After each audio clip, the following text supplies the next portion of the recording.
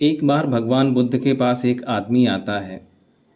आदमी के चेहरे पर उदासी साफ साफ नजर आ रही थी। भगवान बुद्ध ने उसको देखते ही उससे पूछा, बताओ तुम्हारे दुख का कारण क्या है। आदमी भगवान बुद्ध के आगे हाथ जोड़ता है और कहता है, महात्मा जी, अपने जीवन से बिल्कुल निराश हो चुका हूँ। मेरे जीवन में कोई भी खुशी है ही नहीं। जो भी सोचता हूँ वो कभी होता ही नहीं है।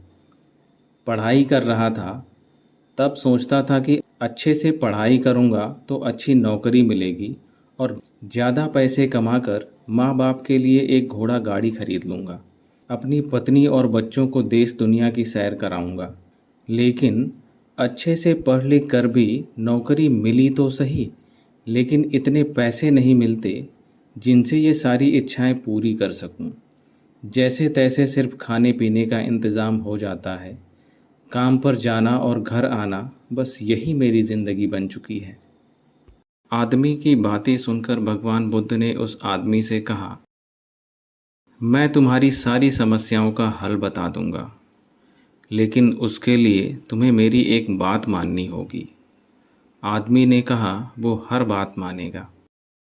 तथागत उसे एक पास के फूलों के बगीचे के पास लेकर गए। बुद्ध ने आदमी से कहा कि तुम इस बगीचे में जाओ और तुम्हें जो सबसे सुंदर फूल नज़र आए उसे मेरे लिए तोड़ कर ले आओ। बस एक बात का ध्यान रखना कि तुमको बिल्कुल सीधे चलते हुए फूलों को देखना है और जो फूल सुंदर लगे उसे चुनकर मेरे लिए लाना है। एक बार जिस फूल के आगे तुम निकल गए उसे पीछे मुड़कर नहीं तोड़ सकते। आदमी बुद्ध की बातें ध्यान से समझने के बाद बगीचे में गया। आदमी को बगीचे में प्रवेश करते ही कई सारे सुंदर फूल दिखाई दिए, लेकिन उस आदमी ने उनमें से एक भी फूल नहीं तोड़ा, क्योंकि उसे विचार आया कि हो सकता है आगे इनसे भी सुंदर फूल मिले। अधिक सुंदर फूल की आशा में आदमी बगीचे के अंतिम छोर तक पहुंच गया। अब हालत ये थी कि बगीचे के अंतिम छोर पर कुछ फूल तो थे, लेकिन सारे सूखे हुए फूल थे। आदमी को काफ़ी पछतावा हुआ कि उसने पहले ही कोई सुंदर फूल क्यों नहीं तोड़ लिया। उस आदमी के पास अब सूखे हुए फूलों में से फूल तोड़ने के अलावा कोई रास्ता बचा ही नहीं था।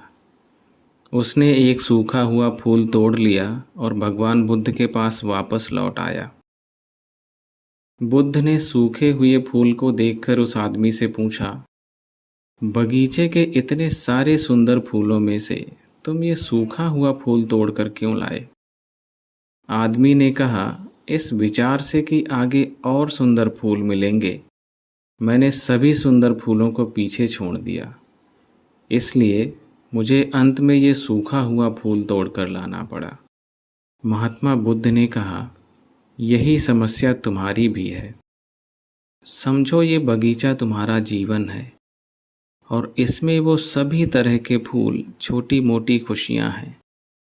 तुमने ज़्यादा खुशी की आशा में इन सभी छोटी छोटी खुशियों को पीछे छोड़ दिया है।